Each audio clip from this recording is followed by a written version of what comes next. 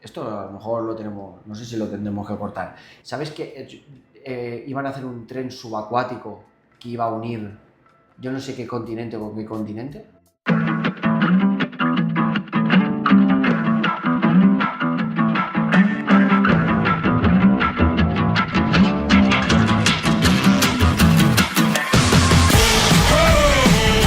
I'm moving on. Got nothing left to say. Let's be on my way. Best of luck. I'm moving on. I'm moving on.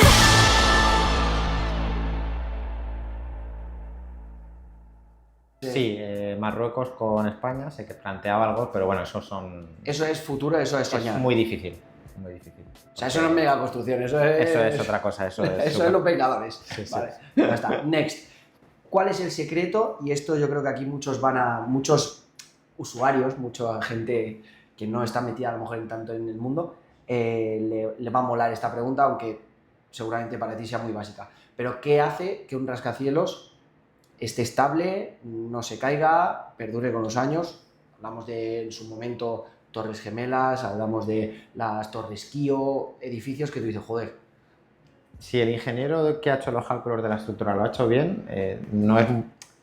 O sea, hay grandísimos ingenieros en España que hacen cosas súper curiosas. O sea, no solo por la gente ve un rascacielos, pero hay puentes que están alabeados, o sea, que están torcidos en curva y que nunca se caen porque hay gente muy preparada en este país que calcula muy bien.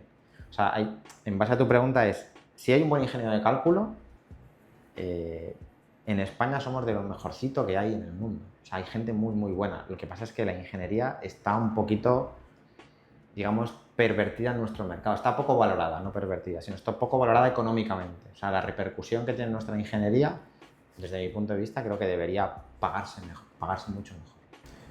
esto hablamos de que hay hasta jueguitos Sí, sí. de construir un puente, Sí, sí. típico jueguecito, ¿no? Viene el coche, bumba, se No, cae. no, y de manos. Los hay de tipo Lego, donde tú construyes un puente y si no lo haces bien, se cae. Por ejemplo. Que tenemos a todos a mano y que muchas veces, pues eso realmente hay Sí, una sí. persona que trabaja de eso. Sí, sí, se dedican Y sobre que esto, haya sí. la manera de que ese cochecito Sí, sí. pase. Y de que ese puente no se caiga y que sea capaz de aguantar. La gente no lo entiende, pero de que sea capaz de aguantar el peso del propio puente sin partirse, el peso de todos los coches o camiones que van a ir encima y el peso del viento. Al final, el viento hace que el puente se mueva. Ahí quería entrar, porque tú dices, un rascacielos, si la cimentación, me voy a inventar, si la cimentación y el suelo están bien, si la estructura es sólida, si tiene vigas, ya, pero muchas personas no le hacemos, no empatizamos con que el aire, o sea, el aire mueve un barco. Si El pones aire bien mueve una un vela. Si tú te fijas en un rascacielos, los rascacielos necesitan moverse porque si no se partirían. O sea, un rascacielos Tiene tiene que moverse. flexibilidad, vamos a Sí, decir. sí, bien. Si no se partirían dos. Claro, que quebraría, ¿no? Por decirlo Sí, así. sí. Por eso, por ejemplo, en Estados Unidos se He usa dicho mucho. quiebra, ¿sería quiebra o quebra? No, quiebra.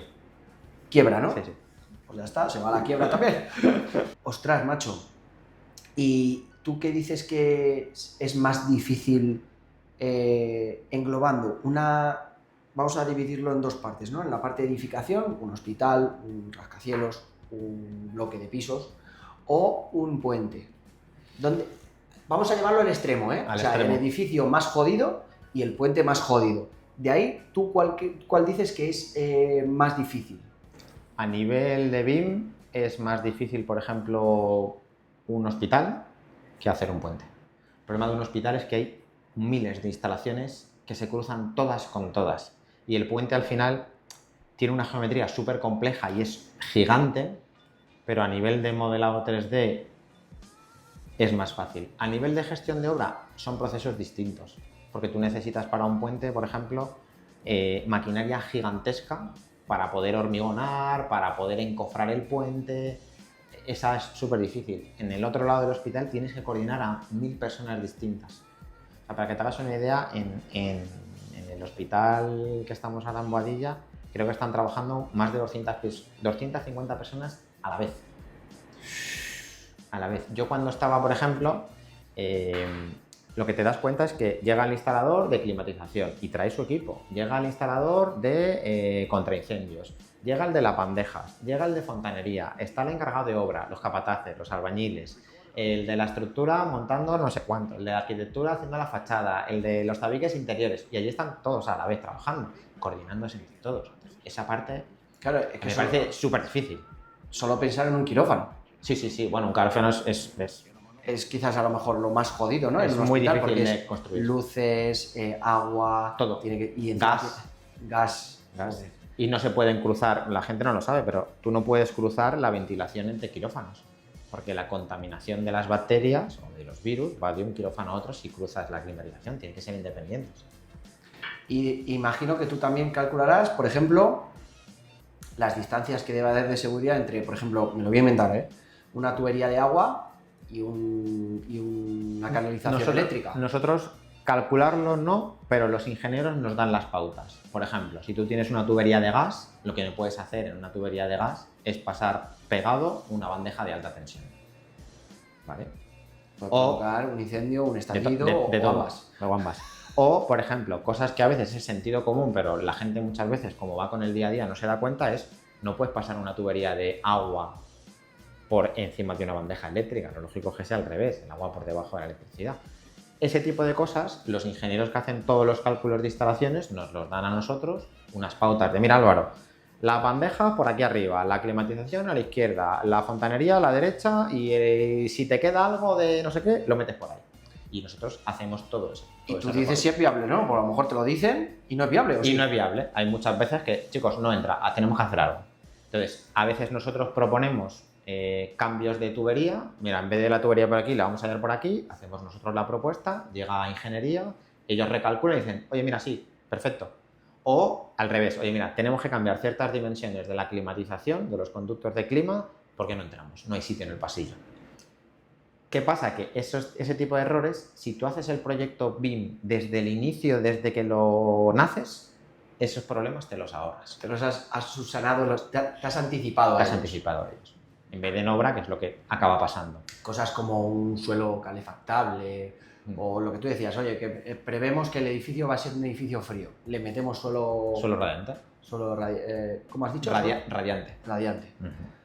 Suelo calefactable, pero eso es de los coches. Yo me lo llevo a los míos, ¿sabes? Vale, antes de ir con... Bueno, ¿qué son...? Esta pregunta es un poco porque yo estoy investigando, ¿no? Y aparecen muchas veces los niveles de desarrollo en la metodología, en el sistema BIM. Entonces, ¿qué son los niveles de desarrollo en un método BIM? Vale, ahí, digamos, vamos a separar dos conceptos. El LOD, que se llama, es el Level of Development, que es como el nivel de desarrollo. Y ahí se divide en dos partes. Una es la geométrica, lo que tú ves, y otra es la información. Ejemplo claro, yo puedo representar esa puerta, ¿vale? Como un cubo y le pongo el nombre de puerta, o puedo representar la puerta con su geometría exacta, con el pomo, con los cercos, con todo, y es un modelo 3D diferente, ¿vale? Ese sería diferentes niveles de detalle en el LOD. El LOD 100 son muy simples, cubos prácticamente, y el LOD 500 a nivel de geometría es que te represento hasta el agujerito donde metes la llave. Eso no tiene ningún sentido, ¿vale? O sea, llegar a ese nivel de detalle. Siempre hacemos como un LOD 300, que se llama, que es como en la geometría del espacio que ocupa. Es decir, una puerta la representas con su hueco, su dimensión real, y en algunos casos, por ejemplo, si es de cristal, pues la cristalería, ¿vale? Y luego está el LOI, ¿vale? Que va de la mano, que es el nivel de información, que era lo que me preguntabas tú antes. ¿Qué puedes meter en una puerta? El día que la has comprado, la marca, si la has pintado, el material que tiene, todo. Y ahí eso es infinito. Ahí es Claro. muy importante ahí definir cuáles son los datos relevantes para tu uso. Aquí entra un problema en el que, por ejemplo, en el mundo de las reformas, la parte de la metodología BIM se le saca mucho provecho porque el que hace el estudio de interiorismo suele tener el mismo contacto con la constructora. Entonces aprovechan la información las dos. Pero, por ejemplo, lo que te decía de una estación ferroviaria, una ingeniería hace el proyecto, lo recibe la obra y la obra dice, es que no puedo construir esto, tengo que cambiarlo, sin haberse comunicado antes entre ellos. Pero bueno, son las parcialidades de los contratos que hay hoy en día, pero le sacan provecho porque llegan a la obra, ven un modelo 3D y dicen, aquí ya tengo problemas. Y nosotros estamos haciendo eso, o sea, la estación nos está construyendo y hemos visto que hay ciertos conflictos que tenemos que arreglar en obra antes de que suceda. Y se modifica Se modifica sobre el propio modelo, si hay que hacer recálculos de ingeniería se rehacen, pero no lo tienes que arreglarlo sobre la marcha. Tú piensas que, por ejemplo, imagínate una losa de un tren, de un túnel que tiene un canto de 1,80 m, que puede tener 1000 metros cúbicos, ¿vale? Es una burrada de losa, pero las hay. Si tú te equivocas en ese modelo BIM y no has tenido en cuenta que necesita agujeros para el saneamiento, que tengo que meter aquí una arqueta para la electricidad y que tengo que hacer un foso para un ascensor, ¿cómo vas a después hacerle un agujero a una losa? Que ya está hormigonada, tiene acero, está calculada, pues genera muchísimos problemas que si tú con el modelo BIM lo has hecho antes, te los evitas. La gente piensa que es un gasto, ¿vale? Porque en obra te dan un dinero, tú haces una obra y la gente muchas veces con nosotros, con lo que hablo del mundo BIM, para ellos somos un lastre porque somos un gasto. Pero no somos un gasto, somos un gasto ahora, pero un ahorro futuro. Porque, claro, es una previsión. Que realmente parece un lujo, ¿no? Sí, parece un lujo, parece un gasto innecesario. Esto me lo puedo ahorrar. Claro. En este presupuesto de la obra completa me puedo ahorrar esto, pero realmente lo que estás haciendo es pues eso, prevenir posibles, seguramente, problemas futuros. Se me está ocurriendo una duda. Por ejemplo, hablabas de los túneles del AME30, ¿no? Tú asistiendo a una obra de metro, por ejemplo, esos túneles que conectan la línea 6 con la línea 2, tú eso, por ejemplo, como método, o sea, con el método BIM en 3D, ¿lo podrías llegar a desarrollar también? Sí. Y además, Metro Madrid recientemente ha licitado, en una licitación pública, la implantación de la metodología BIM dentro de Metro Madrid. O sea, Metro Madrid apuesta por hacer en todo lo nuevo y lo que ya tiene en BIM porque le interesa. Si yo sé cuántos kilómetros de túnel tengo, si yo sé dónde están mis estaciones, a qué cota está, si tengo ascensores o no, si tengo escaleras mecánicas o no, todas las instalaciones, lo que voy a hacer en futuro es tener un gemelo digital o una maqueta digital de toda mi red de metro. Eso es algo súper importante para quien gestiona el metro. Y aquí también entraría la parte de mantenimiento y durabilidad, ¿no? Sí, claro. Es decir, puedo prever hasta si se me va a hundir el... No solo, más que hundir, a explotar la estación. Por ejemplo, dentro de la metodología BIM, que no lo hemos mencionado, pero existen como muchas dimensiones. Está de la dimensión 1D hasta la 7D, 8D, hay muchas, pero bueno, yo solo voy a mencionar como 3 que son muy importantes. 4. Una es la de coordinación 3D, que es lo que hablábamos antes de que no se choque nadie con nadie. Si yo voy a hacer una nueva estación de metro, si yo consigo que no me choque con la canalización de agua potable que viene por el lateral izquierdo o por el túnel del cercanías que pasa no sé dónde, estoy ahorrando un montón de problemas. El 4D, que es anidar la planificación de obra. Los que no conocéis un poco el mundo de obra habréis visto que hay como una especie de diagrama de Gantt de barritas, donde tú tienes que si la excavación, que si los muros, que si no sé cuánto. Bueno, pues eso lo anidas al modelo. Entonces tú haces una simulación en 3D y vas viendo cómo se construyen las cosas. Entonces te das cuenta de, ostras, que si construyo esto lo tengo que tener hecho antes. Antes de que tengas ese problema en obra y decir, ostras, tengo que hacer una losa y me faltan los muros. Es una obviedad, pero pasa. Y luego estaría la parte del 5D, que es, yo tengo un presupuesto. Todo el mundo que ha hecho una reforma, que ha comprado una casa, sabe lo que cuesta.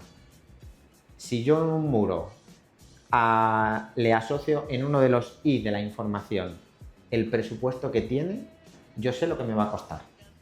Tanto Metro Madrid como la constructora saben lo que se tienen que gastar. Entonces, no hay discrepancias en, no es que son 100 metros cúbicos de hormigón, no es que son 80.000 euros más porque te he hecho más excavación. No, tío, lo que sale en el modelo es lo real. No hay sustos. No hay sustos. No hay sustos, es lo que hay. Entonces, ese es el otro. Y la otra dimensión es la de mantenimiento. Yo tengo un activo que tengo que operar, tengo que mantener. Entonces, ahí entra el mantenimiento de equipos mecánicos, el mantenimiento de los edificios, las inspecciones de las estructuras. Todo eso va anidado en las diferentes fases. Y así lo que haces es mantener un activo digital, concepto de gemelo digital a grosso modo, para que dure lo máximo posible. O sea, es, a ver, hablando feo, ¿vale? Para los que me conocen, es emparanoiarse máximo con todo. Con todo. A saco. A saco. Entonces, claro, prevés todo. Todo. Sobre todo uso. O sea, hay en licitaciones o contratos que nos piden todo Y luego hablamos con el cliente y realmente son estas 3 que te he dicho, porque son las útiles, son las que son Claro. tangibles. Pero, por ejemplo, la de mantenimiento, que está un poco inexplorada, porque el mundo del mantenimiento es como muy... como que le falta esta parte de BIM todavía por incorporar, ¿vale? Un poquito más atrasado, se le saca mucho provecho. Primero porque el mantenimiento normalmente siempre suele ser un subcontrato a una persona, ¿vale? Si yo a una persona le doy un modelo 3D y le digo que en la estación de metro de Delicias o de Atocha, en la planta -4, en la sala no sé qué, tiene la máquina, no tiene que estar preguntándole a todo Dios dónde tiene que ir a arreglar esa máquina. Y él se mete en el modelo, pincha el modelo y dice, ah, vale, le han hecho el último cambio de aceite hace no sé cuántas mil horas, le toca un no sé qué en no sé cuánto y necesita este repuesto. Ah, me voy a mirar, pues tengo que pedir repuesto porque este es el último que me queda. Eso no pasa. Entonces, con esto lo que se entiende es que todo esto funciona. Entonces es el método del futuro. Sí.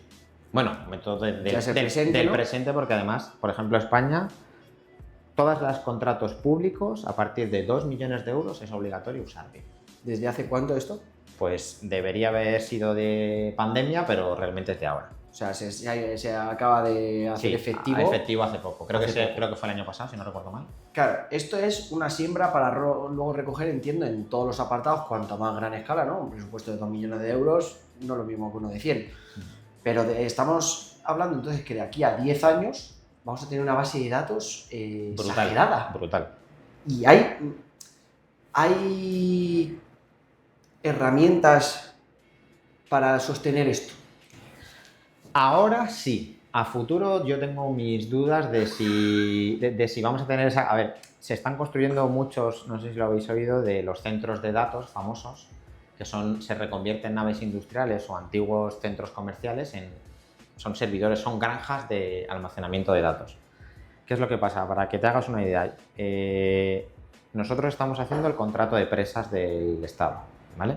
Ahí lo que hacemos es llevamos un láser, escáner, con una cámara LiDAR y un dron y hacemos una nube de puntos, ¿vale? Que es como una especie de malla en 3D con la foto pegada, para que te hagas una idea, de la presa. Y de ahí hacemos un modelo BIM con todos los datos para que se pueda operar y mantener en el futuro.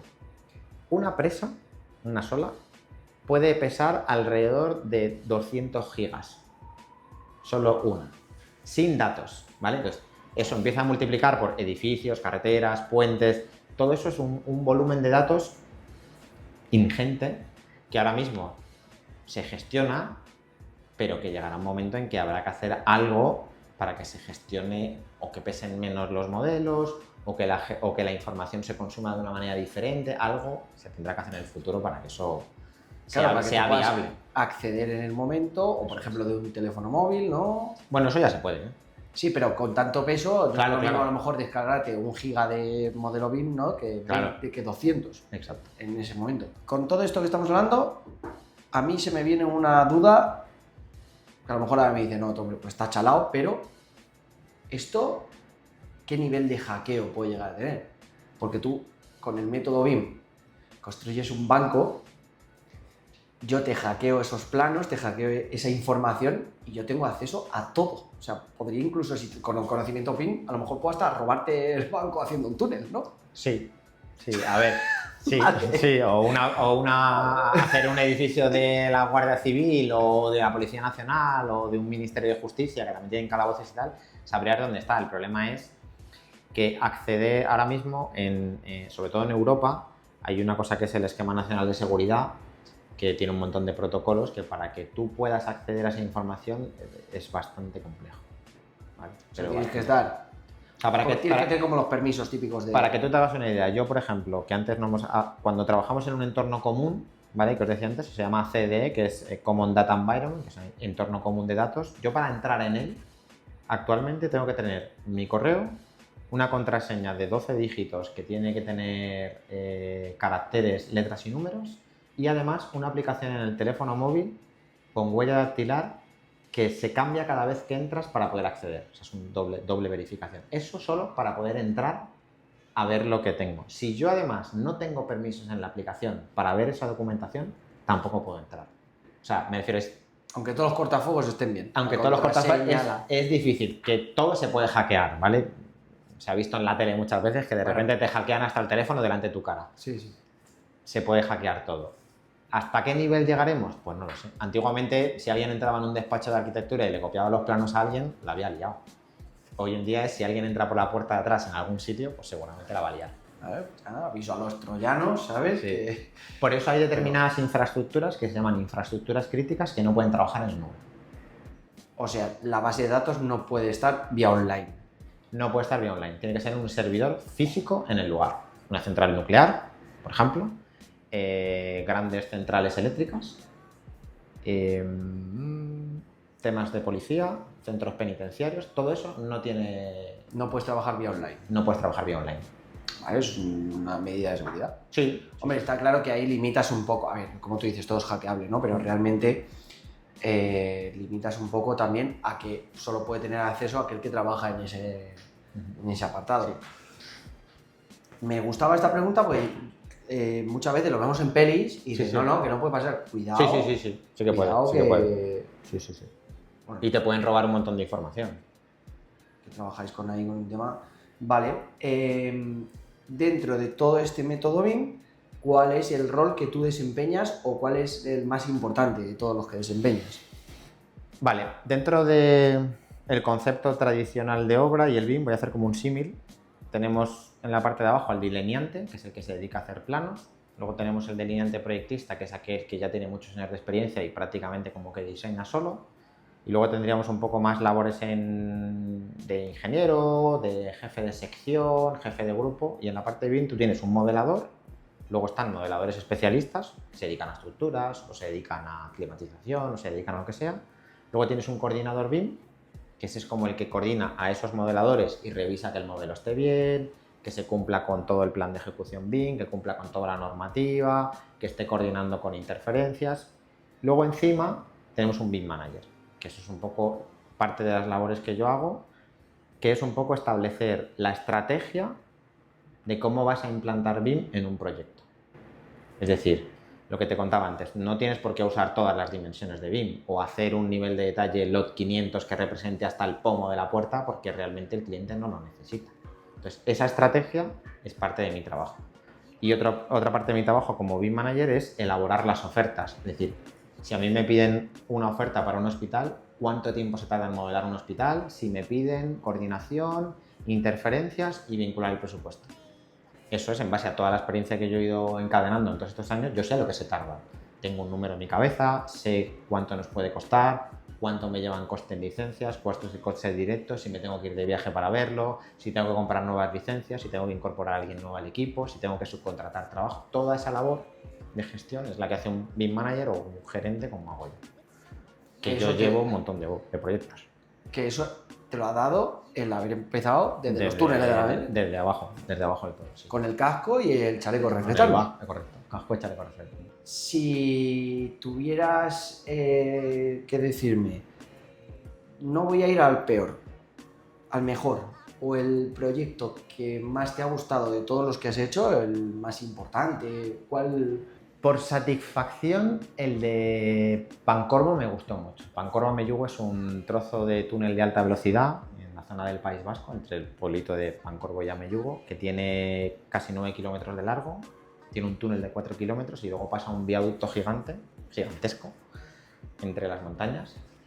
Ese mola un montón. Ese y Chamartín.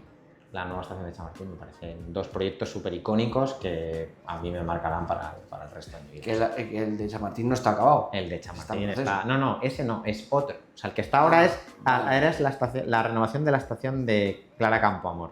Esto cuando pasen 20 años lo verás. El que a mí me gustó mucho es los 4 rascacielos y la nueva estación gigante que van a hacer en Chamartín.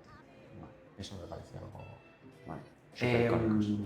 Con el tema del túnel de alta velocidad, entendimos que de alta velocidad pasará AVE, pasarán trenes de todo tipo, ¿no? El de alta velocidad. Están pensados para que pasen principalmente trenes de alta velocidad, porque tienen unas características particulares. Si tú, en ese proyecto, ¿no? ¿Qué es lo más complejo que tú digas de ese mismo proyecto? ¿Qué es lo más complejo que se os dio, se os da? Para nosotros lo más complejo fue intentar, cuando tú haces un proyecto de diseño, ¿vale? No cuando estás en obra, si haces un proyecto de diseño, se cambia muchas veces el trazado ferroviario o el trazado de una carretera se cambia muchas veces porque pues necesitas quitar menos tierra o intentas, a nivel de costes, lo más caro es hacer un túnel, ¿vale? Túnel, siempre que se pueda, viaducto, túnel lo menos posible. Entonces, lo que haces es, vas cambiando el trazado tantas veces como puedas para quitarle metros a túnel y añadírselo a viaducto y O quitar... sea, ¿qué diferencia hay entre túnel y viaducto? ¿Exterior, interior? Claro, el túnel es mucho más difícil de construir y tiene una incertidumbre mucho más grande, porque tú no sabes, o sea, cuando tú haces un túnel, haces sondeos en el terreno para saber si te vas a encontrar roca, arena, arcilla, pero los haces cada 100 y pico metros, no los haces cada 10 metros. Entonces yo a lo mejor aquí tengo roca y de repente avanzo 10 metros y tengo arena, o tengo agua y se te cae el túnel. Entonces tiene mucha incertidumbre y el coste y el diseño es mucho más difícil a nivel de estructura y todo, es muy complejo. Eso me pareció súper complejo, pero intentar que todo el equipo de diseño, tanto de túneles como de trazado, como de estructuras, trabajasen todos juntos en el modelo y entendiesen qué era lo que estábamos haciendo, fue un reto brutal. Es decir, no, pero yo quiero que me hagas un plano. Digo, ya, pero es que no te voy a hacer un plano porque tienes un modelo 3D que lo estás viendo todo. ¿Para qué quieres un plano? No, para medir dos cotas. No, dos cotas no. Cógete el modelo y lo mides en 3D. Tienes todo en el 3D. Entonces, esa parte de cambio cultural, bueno, me sigue costando mucho trabajo. Evolutivo, ¿no? De Sí, la sí, gente. de la gente. Que lleva a lo mejor en el sector 30, 40 años, ¿no? Bueno, incluso te sorprende gente joven. Gente joven como que le han enseñado así y no quiere aprender otra cosa, ¿no? Tío, que te estoy dando un modelo 3D que tiene toda la información de lo que tú necesitas, que lo puedes cortar y trocear por donde tú quieras para ver lo que tú quieras. No lo entienden. O sea, no es que no lo entiendan, hay dos cosas súper de cambio cultural. Uno es salir de la zona de confort, que a la gente le cuesta muchísimo. Buah. Y otro es que la tecnología te está comiendo el terreno. Es o te unes a ella, ¿Te adaptas, claro? o te adaptas o mueres. Entonces, eso es lo que me está pasando en muchos proyectos y en muchas obras, que me cuesta que el jefe de obra o la gente que está en obra interactúe conmigo, con lo que yo hago y con lo que hace mi equipo. Hombre, en verdad es... Porque claro, yo por un lado pensaría, asusta, ¿eh? Asusta. Porque yo estoy acostumbrado a un 2D incluso de hoja, ¿no? En el que puedo hacer mis notas a boli. Sí, sí, así, tal cual, ¿eh? Y de repente ya no es solo que me lo des en 3D, que venga, vale. No, es que ahora tengo que aprender a usar el sistema operativo del aparato informático que me da ese modelo 3D, ¿no? Sí. Tengo que aprender a usarlo, cómo introducir yo mis propios datos ahí o cómo hacer consultas. Exacto. O sea, para los que no lo estén entendiendo, como los que cambiáis de iPhone, o sea, de Android a iPhone y os peta la cabeza, que es normal, pero que os compréis un iPhone. Al final va todo mucho mejor.